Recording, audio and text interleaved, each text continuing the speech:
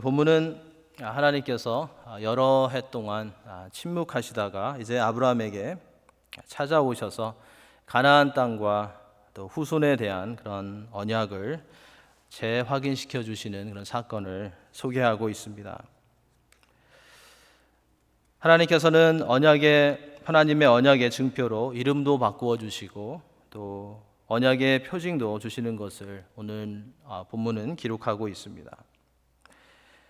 하나님께서 이 아브라함을 다시 찾아와 주셨을 때는 아브라함이 사레의 종 하갈을 통해서 얻은 아들 이스마엘을 낳은 지 13년이 지난 후였습니다. 그때 아브라함의 나이가 99세였다고 오늘 1절 말씀이 기록하고 있습니다. 이때는 아브라함이 하나님께 상속자를 약속받은 지 거의 25년이 되어가는 때였습니다. 그런데 아직도 자녀에 대한 그런 언급이 없습니다. 오늘 본문에서도 하나님께서는 아브라함과 언약을 맺으시는 것을 볼 수 있는데 이 본문에 나오는 언약은 하나님께서 또다시 어떤 새로운 언약을 맺으신 것이 아니라 그 전에 맺으신 언약을 다시 강조하는 것이었습니다. 하나님께서는 이미 12장 2절에서 가나안 땅으로 이주하는 그런 시점에서 내가 너로 큰 민족을 이루고 내게 복을 주어 내 이름을 창대케 하리니 너는 복의 근원이 될지라라고 말씀하셨습니다. 13장에서는 아브라함의 조카 롯과 영토 문제로 인하여서 작별을 한 이후에 내 자손을 땅의 티끌과 같게 하겠다라고 말씀하셨습니다. 그리고 15장에 가서 메소포타미아 동맹국과의 전쟁 이후에 아브라함이 상속자 문제로 근심하고 있을 때 하나님께서는 아브라함을 밖으로 이끌고 나가셔서 하늘의 그 별들을 보여주시면서 그 별들을 셀 수 있나 보라 내 자손이 이와 같으리라라고 약속해 주셨습니다. 이처럼 아브라함은 하늘을 볼 때마다 또 땅을 볼 때마다 하나님께서 맺어주신 그런 약속들이 기억났을 것입니다. 그런데 우리가 지난주에 16장에서 보았던 것처럼 아브라함과 사레는 하나님의 약속을 받은 후에 기다리지 못하고 자신들의 인간적인 방법으로 그 뜻을 이루려고 하는 그런 실수를 범하고 말았습니다. 이제 우리가 보는 이 17장은 그러한 실수 후에도 하나님께서 아브라함에게 찾아오셔서 언약을 갱신하시는 그런 사건을 보여주고 있습니다. 언약을 갱신하시기에 앞서서 하나님께서는 너는 내 앞에서 행하여 완전하라라고 1절에서 말씀하십니다. 너는 내 앞에서 행하여 완전하라. 여기서 이 완전하라는 말씀은 죄가 없는 완전한 것을 말하는 것이 아니라 온 마음으로 헌신된 것을 또 나누어지지 않은 그런 마음을 가진 것을 말하고 있습니다. 영어로 하면 single-hearted, 하면 wholly devoted 라는 그런 뜻을 가지고 있습니다. 이것은 하나님을 전적으로 신뢰하도록 하나님께서 촉구하신 것입니다. 이제는 과거와 같이 인간적인 그런 방법을 따라가지 말고 마음이 흔들리지 말고 인내하면서 믿음으로 승리하라고 하나님께서 말씀하신 것이었습니다. 과거와 같이 실수하지 말고 이제부터는 나를 온전히 믿고 따라오라고 하나님께서 초청하신 것이었습니다. 이 장면은 우리에게 다시 한번 하나님께서는 약속을 하시고 그냥 내어버려 두시는 그런 분이 아니시라라는 것을 가르쳐 줍니다. 하나님께서는 약속을 하시고 그냥 두는 것이 아니라 신실하게 인도해 주시는 은혜의 하나님이시고 또 언약의 하나님이시라는 것을 우리는 이 말씀을 통해서 볼 수 있습니다. 사실 하나님께서 약속의 말씀만 해주시고 이제부터는 너희가 최선을 다해보라고만 하신다면 그 어느 누구도 하나님께서 약속하신 것을 그들의 삶 가운데 생애 가운데 누리지 못할 것입니다. 하지만 우리 하나님은 약속하실 뿐만 아니라 약속하신 말씀을 하나님의 백성들이 누릴 수 있도록 함께해 주시고 밀어주시고 기다려주시고 때로는 앞에서 끌어주시는 그런 하나님이심을 우리는 잊지 말아야 하겠습니다. 오늘 본문에서는 하나님께서 과거에 말씀하셨던 언약을 갱신해 주시는 가운데 몇 개의 이름이 언급되고 있습니다.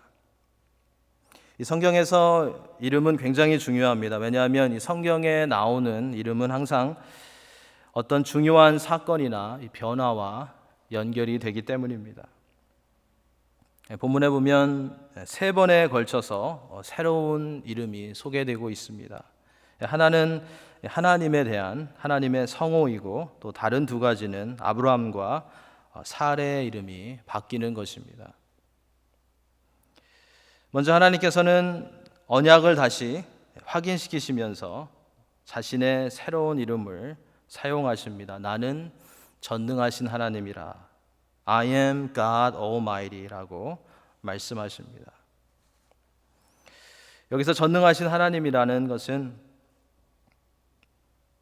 성경에서 처음으로 사용된 그러한 전능하신 하나님이라는 하나님의 성호가 여기에서 처음으로 성경에서 사용되고 있습니다. 이 전능하신 하나님, 우리에게 익숙한 그런 표현이 있습니다. 엘 샤다이라는 이 하나님은 모든 것을 넉넉히 공급하시고 또 무엇이든지 하실 수 있는 하나님을 표현할 때 사용하는 그러한 이름입니다. 이것은 절대 능력의 소유자이신 하나님의 성호였습니다. 자연의 법칙까지도 초월하셔서 뜻하신 것을 이루시는 그런 하나님을 가리키는 이름입니다. 하나님께서는 아브라함에게 이러한 하나님으로 나타나신 것입니다. 어린아이들과 이 아빠의 관계를 생각하면 이 전능하신 하나님을 우리가 이해하는데 많은 도움이 될 것 같습니다. 저의 경험으로는 아이들은 한 10살 전까지는 아빠는 모든 것을 다 할 수 있는 그런 전능한 사람으로 생각합니다. 그래서 모든 문제가 있으면 아빠한테 다 가지고 옵니다. 가끔씩 엄마가 조금 강한 집안에서는 엄마한테 가지고 가기도 하지만 보통은 문제가 있으면 아빠한테 가지고 옵니다. 아빠한테 가지고 가면 100% 해결이 된다고 믿고 그들은 행동으로 취합니다. 얼마나 귀한 그런 믿음입니까? 이것이 전능하신 하나님을 신뢰하는 그런 믿음과 비슷합니다. 그런데 아이들이 한 11살, 12살 지나가기 시작하면 이제 논리적으로 생각하면서 아빠가 모든 것을 다 할 수 있는 것이 아니다라는 것을 깨닫게 됩니다. 그러면서 아빠는 그것도 못해, 내가 혼자 할게라는 말이 나오기 시작합니다. 그 이후부터는 어떤지 경험이 많으신 우리 성도님들이 잘 아실 것입니다. 그때부터는 아버지들이 기도하면서 하늘에 계신 전능하신 하나님 아버지를 소개하면 되는 것입니다. 하나님께서는 이러한 전능하신 하나님 아버지이심을 아브라함으로 하여금 알기를 원하셨던 것입니다. 그래서 13년 동안 침묵하시다가 이제 99세가 된 아브라함에게 나타나신 것입니다. 하나님께서는 이 시점에서 이러한 이름을 사용하심으로써 아브라함이 나이가 많고 사레의 태가 죽은 것 같이 여길 때에도 전능하신 하나님께서는 약속하신 것을 이루는 하나님이시라는 것을 알려주신 것입니다. 전능하신 하나님은 어떤 상황 속에서도 약속하신 것을 가능케 하시는 하나님이시라는 것을 아브라함에게 리마인드 시켜 주셨던 것입니다. 그런 능력의 하나님을 아브라함이 알기를, 그런 능력의 하나님을 아브라함이 체험하기를 원하셨던 것입니다. 그래서 17장에서는 이러한 전능하신 하나님께서 내가 너와 언약을 세우겠다, 내가 너를 여러 민족의 아버지가 되게 하겠다, 내가 너로 심히 번성케 하겠다, 내가 복을 주겠다라고 계속해서 말씀하시는 것을 볼 수 있습니다. 전능하신 하나님이라는 이름에 이어서 5절에 보면 2번째로 새로운 이름이 소개됩니다. 그것은 아브라함이 아브라함으로 바뀌는 것입니다. 지금까지 불러왔던 이 아브라함의 뜻은 고귀한 아버지라는 뜻입니다. 이제 바뀌는 이름인 아브라함은 열국의 아버지라는 뜻을 가지고 있습니다. 한 집안의 아버지가 이제는 모든 나라의 아버지로 불리게 된 것입니다. 하나님께서 아브라함에게 열국의 아버지라는 새로운 이름을 주셨을 때 분명히 아브라함은 그것을 주위에 있는 사람들에게 말했을 것입니다.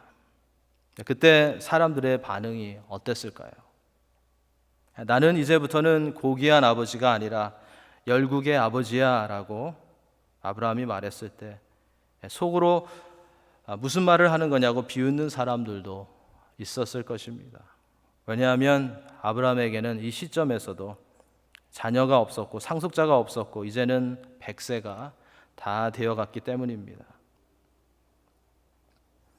하나님께서 열국의 아버지라는 이름을 주신 이유는 그 이름을 부를 때마다 아브라함과 맺으신 언약을 기억하게 하시려는 의도가 분명히 있으셨습니다. 그런데 오늘 본문을 보면 이 본문이 강조하는 더 중요한 이유는 아브라함이 자신처럼 믿음으로 의롭게 된 모든 신앙의 조상이 될 것을 나타내기 위함이었습니다.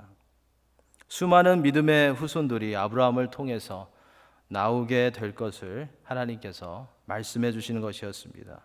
5절 내가 너를 여러 민족의 아버지가 되게 함이니라. 그리고 7절에 가보면 내가 내 언약을 나와 너 및 내 대대 후손 사이에 세워서 영원한 언약을 삼고 너와 내 후손의 하나님이 되리라 라고 말씀하셨습니다. 로마서나 히브리서에 보면 이 하나님의 이 약속은 유대인뿐만 아니라 아브라함을 조상으로 하는 모든 백성에게 적용이 되는 영원한 그런 약속이었습니다. 이 약속 가운데는 아브라함과 믿음의 자손들을 구속하시는 하나님이 되시겠다라는 그런 의미가 담겨져 있습니다. 이 약속대로 우리도 아브라함의 믿음의 후손이고 우리도 아브라함의 영적인 그런 후손이 된 것입니다. 이렇게 아브라함의 이름을 바꿔주시면서 언약을 재확인시켜 주시면서 하나님께서는 이제 언약의 표로 할례 의식을 제정하시는 것을 오늘 본문 9절부터 14절 사이에서 볼 수 있습니다. 이 할례 의식을 제정하신 것에는 상당히 중요한 그런 의미가 있습니다.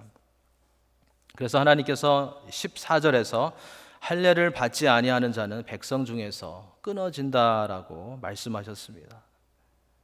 이것은 할례를 받지 않으면 이스라엘 공동체로부터 이스라엘 회중으로부터 추방을 당한다라고 하나님께서 엄하게 말씀하신 것이었습니다.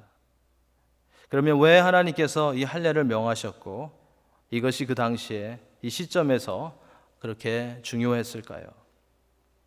몇 가지 이유가 있습니다. 첫째로 이 할례는 가나안 땅과 후손에 대해 약속하신 것을 이루실 것이라는 표징으로 주신 것이었습니다. 그들이 하나님의 언약을 기억하도록 하기 위해서 하나님께서 주신 것이었습니다. 둘째로 이 할례는 그들이 하나님의 언약의 백성이라는 표시였고 하나님께서 은혜의 언약 가운데 그들을 받아주셨다라는 것을 기억하게 하는 그런 사인이었습니다. 그리고 셋째로 이 할례는 그들이 언약의 거룩한 백성이기 때문에 하나님의 거룩한 백성답게 살아가야 한다라는 것을 리마인드 시켜주는 그런 의식이기도 했습니다. 이처럼 오늘 이 본문에서 하나님께서 명령하신 할례는 하나님의 언약을 기억하고 하나님의 백성임을 알고 하나님의 백성답게 구별된 삶을 살아가야 한다라는 것을 가르쳐주는 그런 중요한 역할을 했던 것입니다. 그런데 특이한 것은 12절 13절에 보면 아브라함의 식솔들은 유대인뿐만 아니라 이방인도 예외 없이 할례를 받아야 했다는 것입니다.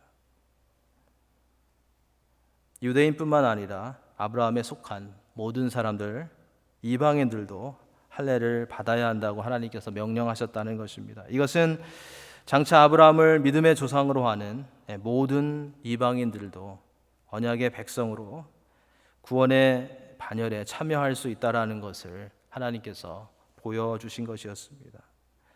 하나님께서는 차별이 없으신 은혜의 하나님이시라는 것을 여기에서 보여주신 것이었습니다. 이렇게 할례에는 중요한 의미들이 있는데 나중에 이스라엘 백성들은 이것을 잘못 적용했습니다. 잘못 적용해서 이 할례를 구원과 연결시켰습니다. 그들은 할례를 구원의 보증으로 해석했던 것입니다. 그래서 그들의 삶은 어떠하든지 상관없이 할례를 받았기 때문에 자신들은 하나님께 은혜를 입었고 구원받았고 특별하다고 생각했던 것입니다. 그래서 이후에 하나님께서는 하나님께 불순종하는 백성들을 향해서 선지자들을 통해서 마음의 할례를 행하라고 말씀하셨습니다.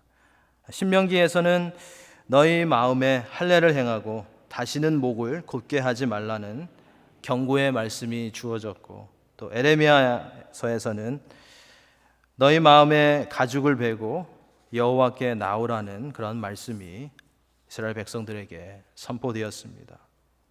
우리가 수요일에 보고 있는 로마서에도 보면 바울 사도도 영적인 할례를 받아야 한다라고 그렇게 말씀했습니다. 영적인 할례, 또 이 마음의 할례는 우리 마음에 성령께서 변화를 주시는 것입니다. 우리 마음을 새롭게 해주시는 것입니다. 그래서 옛사람을 버리고 새로운 삶을 살아갈 수 있도록 하시는 것입니다. 죄와 타협하는 삶이 아니라 죄와 싸우는 삶을 살아가게 하시는 것입니다. 우리의 심령을 새롭게 하시고 우리의 심령을 깨끗게 하시는 것입니다. 전능하신 하나님, 열국의 아버지에 이어서 이제 15절에 가보면 세 번째로 나오는 새로운 이름이 소개되고 있습니다. 나의 공주라는 뜻을 가진 사레라는 이름이 공주라는 뜻을 가진 사라로 바뀌는 것을 보게 됩니다. 이 사레라는 이름이 굉장히 좋습니다. My princess, 나의 공주님이란 뜻입니다. 아브라함은 지금까지 그의 아내를 나의 공주님이라고 부르면서 살아왔던 것입니다. 아마 사레가 많이 좋아했을 것 같습니다. 그런데 이제 하나님께서 그것을 바꾸십니다. 이 본문에 나오는 나의 공주라는 이 표현은 개인적인 성격을 가진 것으로서 그냥 아브라함의 아내라는 그런 뜻을 가지고 있습니다. 그리고 하나님께서 바꿔주시는 이 공주라는 그 표현은 공적인 그런 성격을 가진 것으로서 열국의 어머니, 또 왕들의 어머니라는 그런 뜻을 가지고 있습니다. 하나님께서 나의 공주를 열국의 어머니로 바꾸어 주신 것입니다. 그래서 하나님께서는 사레를 사라로 바꾸어 주신 후에 16절에서 이렇게 말씀하십니다. 내가 그에게 복을 주어 그가 내게 아들을 낳아주게 하며 내가 그에게 복을 주어 그를 여러 민족의 어머니게 되게 하리니 민족의 여러 왕이 그에게서 나리라 라고 말씀해 주십니다. 이처럼 하나님께서는 존귀한 아버지를 열국의 아버지로 나의 공주를 여러 민족의 어머니로 바꾸어 주심으로써 장차 후손에 대한 그런 약속을 다시 한번 보증해 주신 것입니다. 이것은 하나님께서 과거에 약속하신 것을 하나님의 방법대로 이루실 때가 이제 가까이 다가오고 있다는 것을 예고해 주시는 것이었습니다. 이러한 하나님의 거듭되는 말씀과 증거에 대한 아브라함의 반응이 17절, 18절에 기록되어 있습니다. 아브라함이 어떻게 반응했을까요? 17절, 18절 말씀 보면 아브라함이 엎드려 웃으며 마음속으로 이르되 100세 된 사람이 어찌 자식을 낳을까? 사라는 90세니 어찌 출산하리요? 아브라함이 이에 하나님께 아뢰되 이스마엘이나 하나님 앞에서 살기를 원하나이다. 17절, 18절 말씀을 긍정적으로 아브라함이 기뻐서 웃었다고 해석하는 그런 분들도 있지만 본문의 문맥을 보면 아직까지는 제가 생각하기에는 아직까지는 아브라함이 전적으로 연로한 자신을 통해서 하나님께서 상속자를 주신다는 그런 말씀을 전적으로 신뢰한 것 같지는 않습니다. 아브라함은 분명히 하나님을 알고 있었습니다. 분명히 하나님을 신뢰했지만 불가능한 것을 가능한 것으로, 또 무에서 유를 창조하시는 그런 전능한 분으로는 아직까지는 알지 못했던 것을 여기서 보게 됩니다. 그래서 사라를 통해서 내게 아들을 주리라는 하나님의 말씀에 대해서 아브라함이 적극적으로 반응하지 못하고 소극적으로 반응하는 것을 보게 됩니다. 그리고 이스마엘을 축복해 주시도록 구했던 것을 볼 수 있습니다. 이러한 아브라함의 반응에 이번에는 하나님께서 더 구체적으로 말씀해 주십니다. 19절, 20절, 21절에서 우리가 그 내용을 볼 수 있습니다. 19절, 내 아내 사라가 내게 아들을 낳으리니 너는 그 이름을 이삭이라 하라. 이제 태어날 아들의 이름까지 알려주십니다. 내가 그와 내 언약을 세우리니 그의 후손에게 영원한 언약이 되리라 하고 말씀하십니다. 하나님의 언약이 아브라함뿐만 아니라 이삭과 그의 후손을 통해서 대대로 이어져 갈 것이고, 결국 아브라함의 후손인 그리스도를 통해서 전 인류에게 영원한 언약으로 전해질 것을 하나님께서 말씀해 주신 것입니다. 20절, 이스마엘에 대하여는 내가 내 말을 들었나니 내가 그에게 복을 주어 큰 나라가 되게 하겠다라고 말씀해 주십니다. 하나님께서 이스마엘을 축복해 달라는 아브라함의 기도를 들으셨고 약속하신 대로 그를 축복해 주시겠다고 말씀해 주신 것입니다. 그리고 21절, 내 언약은 내가 내년 이 시기에 사라가 내게 낳을 이삭과 세우리라 라고 말씀하십니다. 지금까지는 언제인지 알 수 없었던 후사에 대한 약속이 성취되는 그런 시기가 처음으로 여기에서 주어지고 있습니다. 그리고 하나님께서 택한 자는 이스마엘이 아니라 이삭이라는 것을 하나님께서 분명하게 말씀해 주십니다. 내년 이 시기에 1년 후에 하나님의 때에, 하나님께서 보시기에 적절한 때에 언약을 성취하신다라는 것을 말씀해 주십니다. 아브라함은 드디어 25년 가까이 기다린 후에 하나님께서 아들 이삭을 주실 때가 언제쯤인지 알게 된 것입니다. 아브라함과 사라는 25년 가까이 오면서 기다리지 못하고 실수도 했지만 하나님께서는 계속해서 약속하신 것을 이처럼 신실하게 준비해 오셨던 것을 보게 됩니다. 신실하신 하나님이셨음을 보게 됩니다.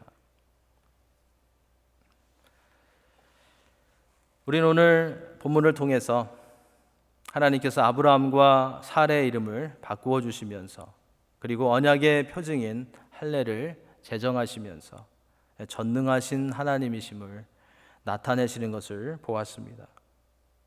우리가 보통 생각하는 전능하시다라는 것은 무엇이든지 가능케 하시는 하나님, 그리고 필요한 것을 공급하실 수 있는 그런 하나님이시다라는 부분까지만 생각하는데, 아브라함과 사라가 체험했던 전능하신 하나님은 능력이 있으실 뿐만 아니라 하나님의 백성들과 함께 걸어주시는 그러한 전능하신 하나님이셨음을 보게 됩니다.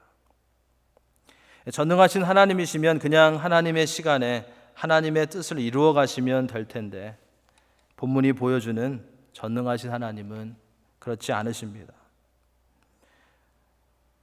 무엇이든지 하실 수 있으시지만 인간의 연약함과 실수와 무지함 가운데 오래 참으시며 신실하게 인도해 주시는 하나님이심을 우리가 보게 됩니다.